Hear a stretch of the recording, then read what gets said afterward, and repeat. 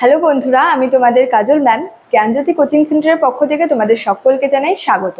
তো বন্ধুরা, আজকে আমি তোমাদের সঙ্গে যে টপিকটি নিয়ে আলোচনা করব সেটি হচ্ছে হরপ্পা সভ্যতার পৌর শাসন ব্যবস্থা কেমন ছিল। তো আলোচনায় যাওয়ার আগে তোমাদেরকে একটা ছোট্ট ইনফরমেশন দিতে চাই।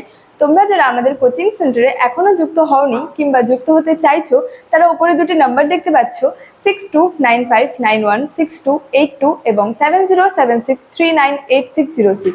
এই দুটি নাম্বারের মধ্যে কিন্তু যে কোনো একটি নাম্বারে যোগাযোগ করে আমাদের সঙ্গে কিন্তু যুক্ত হয়ে যেতে পারো। তো দেরি না করে আজকে টপিক সম্পর্কে আলোচনা শুরু করছি। তো হরপ্পা সভ্যতার পৌর শাসন ব্যবস্থা কেমন ছিল। এই যে হরপ্পা সভ্যতার যে নগরগুলি ছিল, এই নগরগুলিতে কি ধরনের যে শাসন ব্যবস্থা প্রচলিত ছিল এই সম্পর্কে কিন্তু কোনো প্রত্যক্ষ প্রমাণ কিন্তু পাওয়া যায়নি। তো এই বিষয়ে ঐতিহাসিকদের মধ্যে কিন্তু মতভেদ রয়েছিল, তারা একমত ছিলেন না।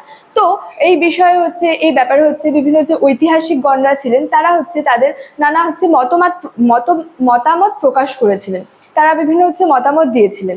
তো এখানের যে এই যে বিরাট এলাকা জুড়ে এখানের যে একই ধরনের রাস্তাঘাট, একই ধরনের যে বাড়ি ঘরগুলি ছিল, এই দেখে ঐতিহাসিকরা মনে করেছেন যে এখানে এক ধরনের যে কেন্দ্রীভূত যে শাসন ব্যবস্থা আর কি প্রচলিত ছিল। তো এই বিষয়ে বিভিন্ন ঐতিহাসিকরা তাদের নানা মতামত দিয়েছেন। Doctor S K. সরস্বতী এই ব্যাপারে বলেছেন যে এই যে হরপ্পার সভ্যতার যে হরপ্পার যে নগরগুলির সংগঠন দেখে মনে হয় যে এখানে এক ধরনের যে কেন্দ্রীভূত প্রশাসন প্রচলিত ছিল। আর এই যে প্রশাসন ছিল, এই প্রশাসন যে জনগণের যে জীবন আর কি নিয়ন্ত্রণ করত। এস.কে. সরস্বতীর মতে এখানে এক প্রকারের কেন্দ্রীভূত প্রশাসন প্রচলিত ছিল এবং এই প্রশাসনই জনগণের জীবন নিয়ন্ত্রণ করত। এবং ডক্টর ডি.ডি. কোশাম্বীর মতে তিনি বলেছেন আর কি, রাজতন্ত্র বা প্রজাতন্ত্র যাই হোক না কেন, এখানে একটি কেন্দ্রীয় শক্তি ছিল।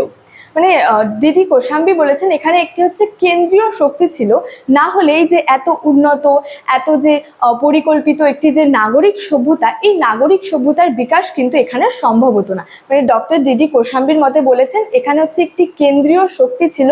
এই যে কেন্দ্রীয় শক্তির কথা বলেছেন, এই কেন্দ্রীয় শক্তি ছিল, না হলে কিন্তু এই যে এত উন্নত পরিকল্পিত যে নাগরিক সভ্যতার বিকাশ কিন্তু এখানে সম্ভব হতো না। আবার অনেকের মতে এখানে যে ধর্মাশ্রয়ী শাসন ব্যবস্থা প্রচলিত ছিল। অনেকের মতে অনেকে বলেছেন এখানে এক প্রকারের ধর্মাশ্রয়ী শাসন ব্যবস্থা প্রচলিত ছিল।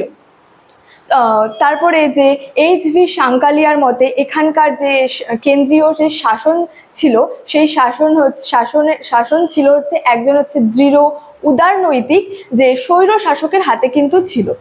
এইচ.ভি. যে সাংকালিয়ার মতে এখানকার যে কেন্দ্রীয় শাসন ছিল একজন দৃঢ় উদারনৈতিক যে স্বৈর শাসকের হাতে।